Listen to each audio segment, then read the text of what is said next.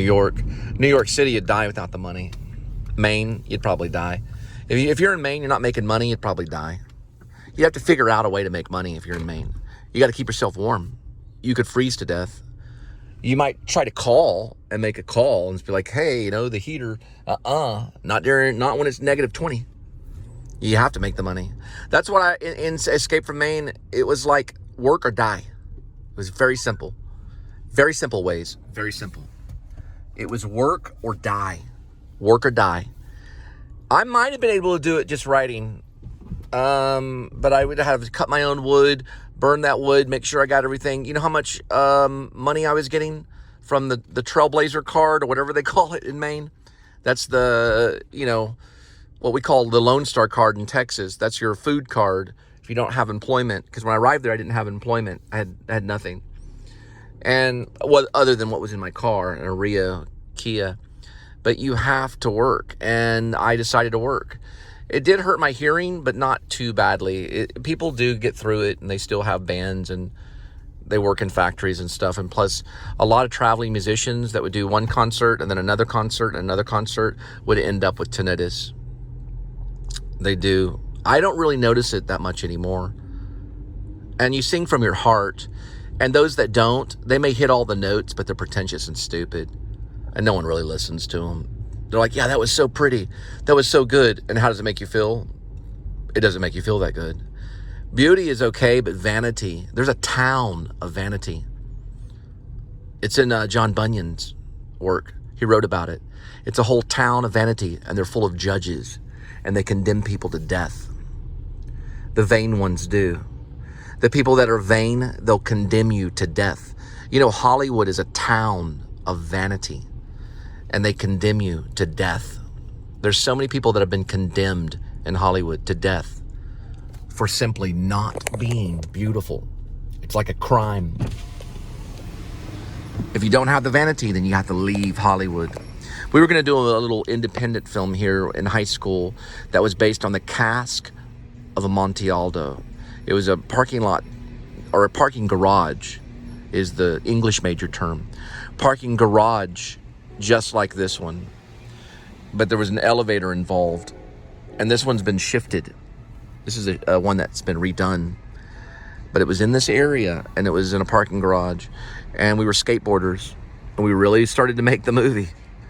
And the character gets trapped underneath the elevator, and no one even knows he's under there, and the elevator goes up and down, up and down, and up and down. He's been under the elevator in it. And then there's another character kind of on a skateboard. We were going to do that based on the cask of Amontillado. A cask of Amontillado. Whoever wrote that, I don't know. Probably someone that knew about Edgar Allan Poe wrote it, you know. Who knows who wrote it? Hey, who knows who wrote The Raven? You know what I mean? I'm going to turn back around this way and see how to get out. Who knows, you know? Who knows who wrote The Raven? No one really knows. They said it was Edgar Allan Poe. It could have been me. I could have time traveled to Edgar Allan Poe's time. Me, time traveler. I could have time traveled there and wrote The Raven. You don't even know. You don't know. Can you prove scientifically that there's no such thing as time travel? Look at this. Let me show you something. Watch this. Get the copyright off. Look.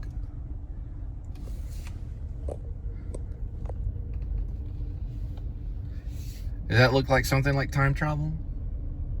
And change the time. I'm gonna go back an hour ago. I could do that if I wanted to. All I have to do is press this button right here. See? Do it again. Now I'm back in regular time. All right. We're going to HG Supplies. I'm going to park right here by this time-traveling looking machine right here. It says guest on it, as in Christopher Guest. As in Christopher Guest. Is that how you want me to talk? Christopher Guest. Christopher Guest. Right? Christopher Guest. It's heard like that. Christopher Guest. You say Christopher Guest. Yes. Christopher Guest. All right, we'll time travel later. I'm gonna show you some stuff.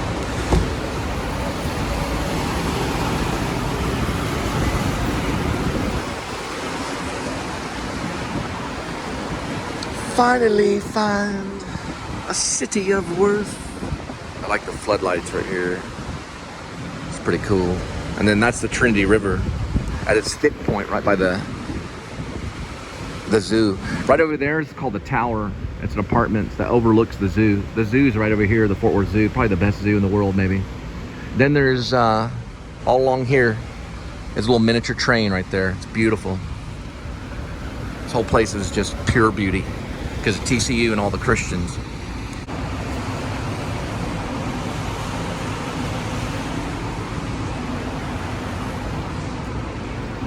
All right, HG. And they've got really soft toilet paper there too.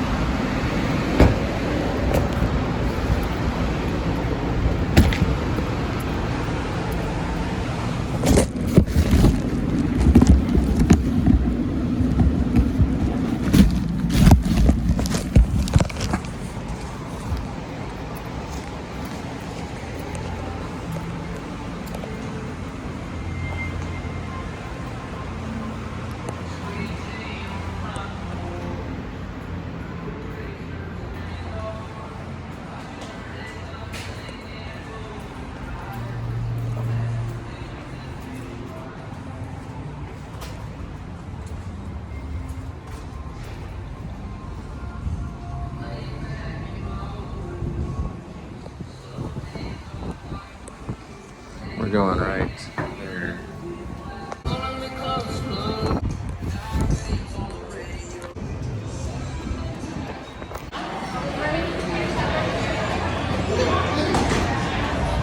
All right, it's called a Kobe beef burger. Ask you a favor, on the Kobe burger with the rice, can you make sure that the amount is on there? Meaning the amount of the money on the receipt? Yeah, totally. Okay, thank you.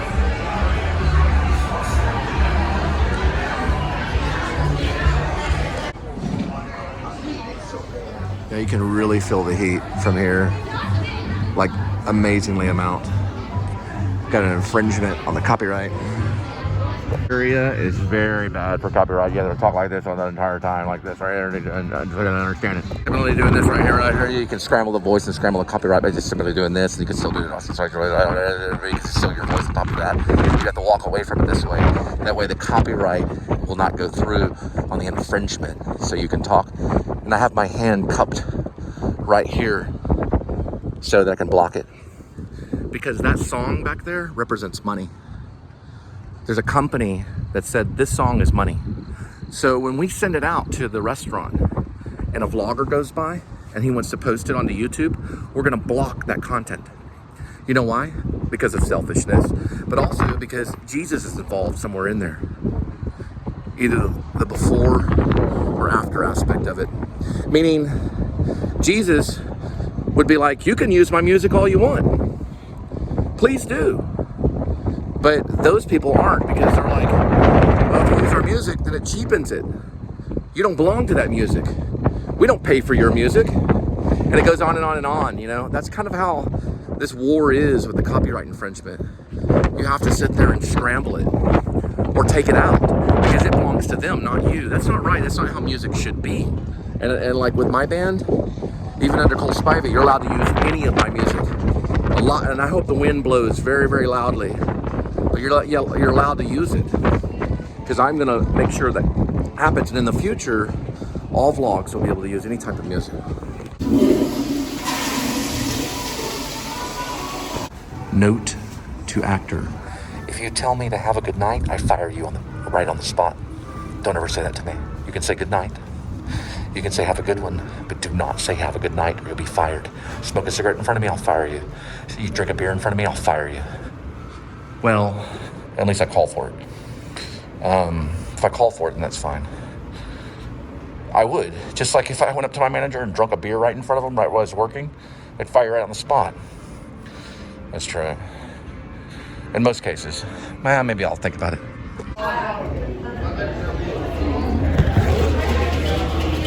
All right, they're based out of Fort Worth, HG Supplies. It's a Fort Worth. Restaurant. You guys have a good one. It's a Fort Worth restaurant. This is them right there. So it's pretty cool. Sheryl Crow so much. She is just so great. Strong enough to be my man. That's just so wonderful. Love brings together you and me. Anyway, just wanted to get that right there. HG Supply Company. Blah, blah, blah, blah, blah. Thank God for David Lynch, because I can walk by this ventilation system right up here, whatever you want to call it. I can walk by it. Man, I can smell that Kobe burger and rice. And I can say, this works. This actually works. This is like a David Lynch film. It works. It actually works. Right, every time we're leaving HG Supplies in this parking garage is connected to it, right by the Trinity River, right in Fort Worth, Texas. I always go by this Happy Trails thing right here. Lights on. This is a cool little mural too that people spent hours on to get it just right. And it says, up you go.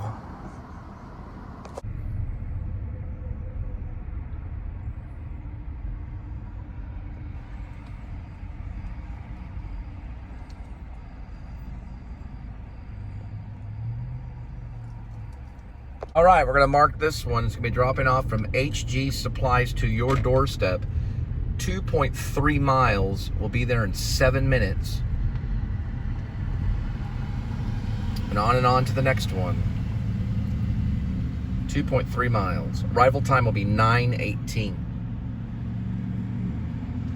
And the mileage right now is 175,219 mileage. 175,219 miles.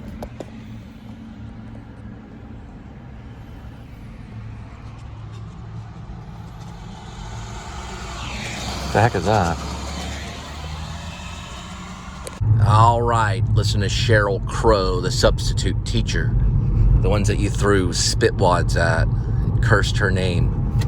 She wrote a song called Strong Enough, which is really good. I hope that's the full title. But I like the drums in it. It's a really good song. And it's got some pretty good lyrics. She was a substitute teacher. I'm sure she had some problems too, you know. But she wrote a good song. Strong enough to be your man. All right, 4704 is what that says, which is not the right one. I think it's the one with the staircase. Yeah, I think I've delivered here before. They usually are the same folks. I guess they're getting some HG Supplies. Kobe hamburger with rice. Trunk open.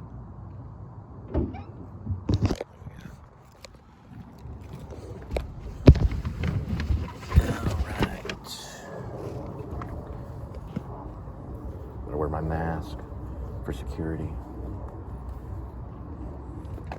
I'm gonna wear my mask all the time. I like masks. I'm trained to wear a mask. Clown mask, mime mask. They have to call them neutral masks. It works on the body. There we go.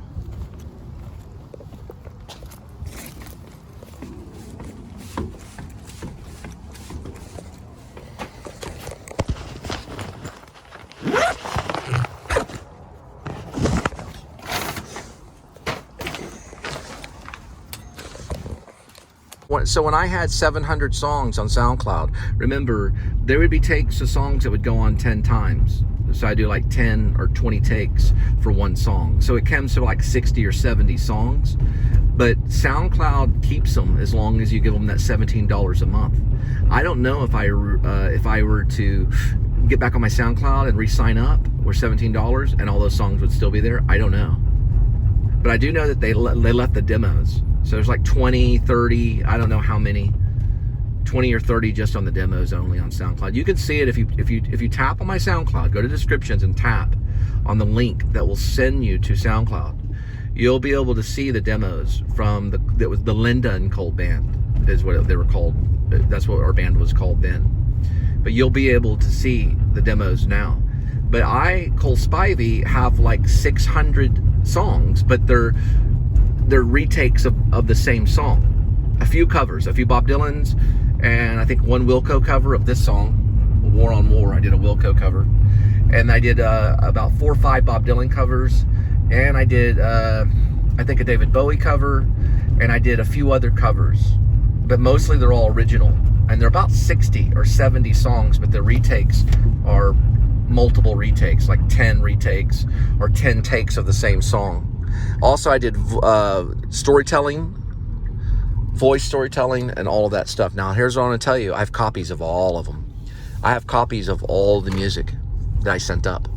I sent it up through a site that has copies of all the music. I sent it up through Microsoft using a Microsoft computer, but it was a laptop. But I have copies of all of it.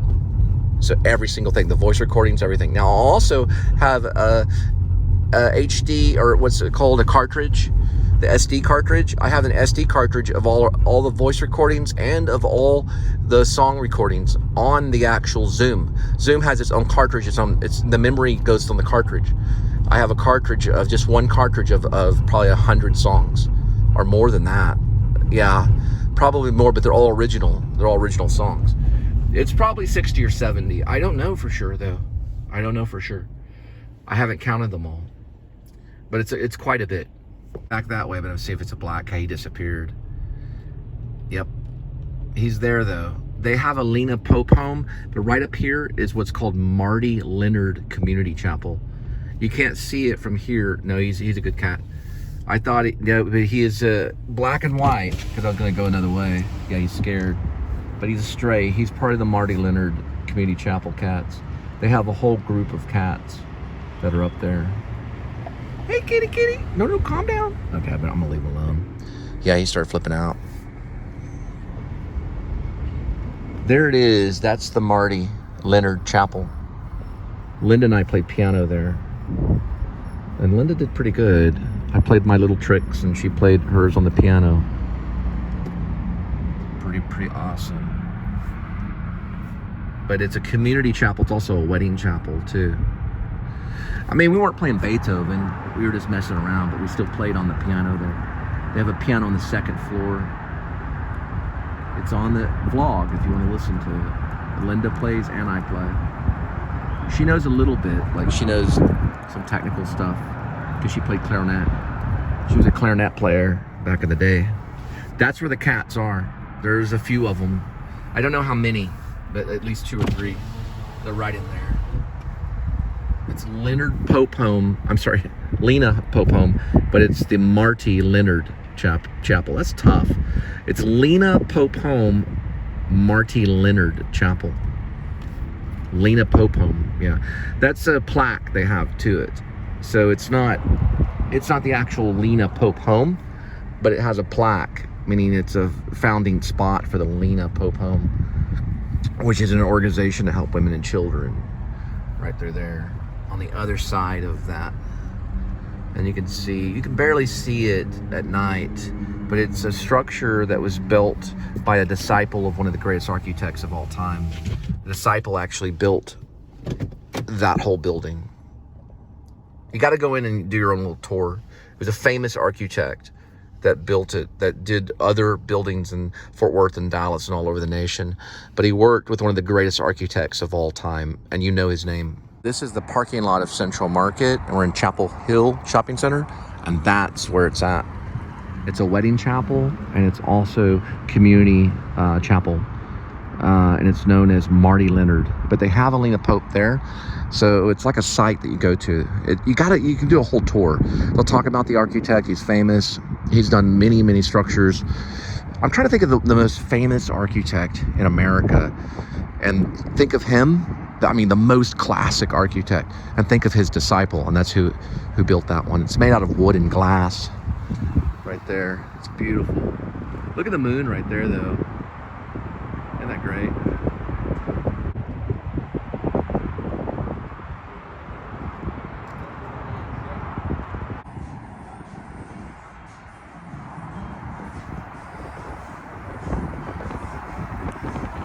This is something right here. It's real fruit. Yeah, real bananas. It's jackfruit. Yep, real plants too.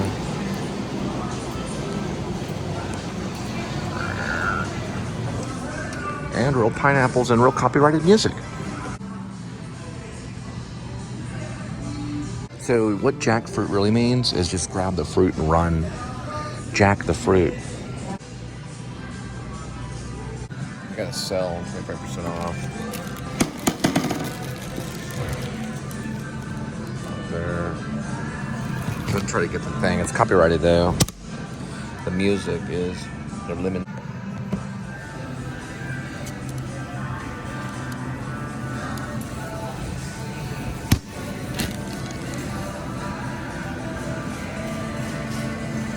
Dried strawberries. That's great. I don't know who band this is. I couldn't tell if they used apple, but maybe they use orange.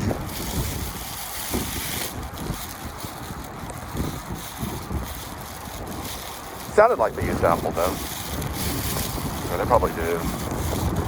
But I always say orange rather than apple sometimes. But I don't know. Couldn't really tell if they use apple or not. Sometimes they do, sometimes they don't. It's hard to tell. But I look at the things, because I used to sell those things, those rate machines, when I first got here in Fort Worth. A lot of them were using apple backs. Is a palm date. It's my favorite snack in the world. It's used in Steven Spielberg's Raiders of the Lost Ark, the original, and there's a monkey in there. And someone poisons the date, and they're going to feed it to Indiana Jones. And it's thrown up in the air, and it lands in a man's hands. It's not Indy's hands. And he pulls it away from Indiana Jones and says, look. And he shows them that they were poisoned. Someone tried to poison Indiana Jones. But these are good, and they're very good for you. Very good. All right. We're going to Circle K. I'm going to park right here and pick up your cigarette products or whatever it is that you got and drop it off at your doorstep. I don't know what they got. They got something.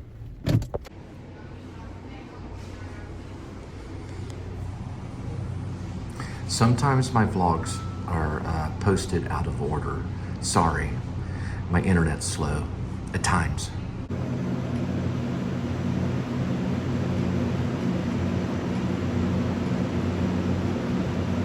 Bad for Circle K. Pretty impressive. They do pastries here. Pastries, bakery, cafe, and sailboats. I'm joking about the sailboat. It's extra sharp.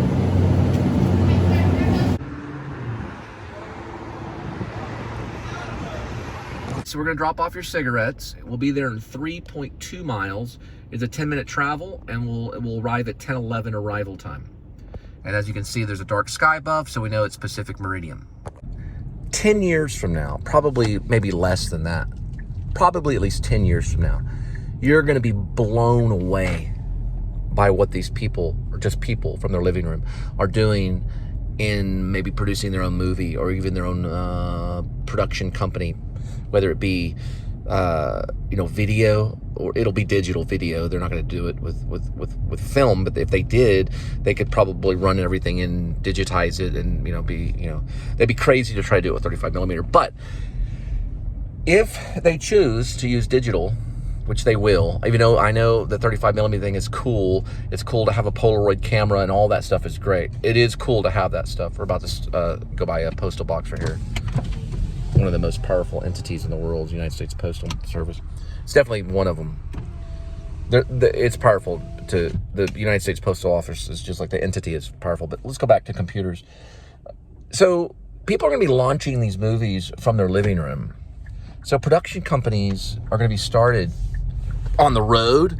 Yeah, on the road, or even in from the living room. And these guys that stay with it and they start to find a way to be entertaining, they're going to be like the new Spielbergs. are the new George Lucases and stuff like that, but they're going to experiment. And the thing is that Apple, especially like iMovie, it allows you to do the simplest form of movie making without getting too artsy or, you know, too complex. Look, DaVinci Resolve, it's great, but it's complex. And you probably would want to go to film school to really be able to handle DaVinci Resolve editing software, which I've used. It's complex. Apple allows you to kind of kick back and go, wow, this is actually not too complex, you know? And you can just simply get the story out there and go from there. Now, a lot of people that are beginners, and when I started with YouTube, I was real impressed by the guy that could really, you know, do all the CGI and special effects and great microphone, and everyone went out and got a Rode microphone. That's great. I'm all for that. I think that's cool. But as you do it more and more, you start to see, okay, it's a little pretentious.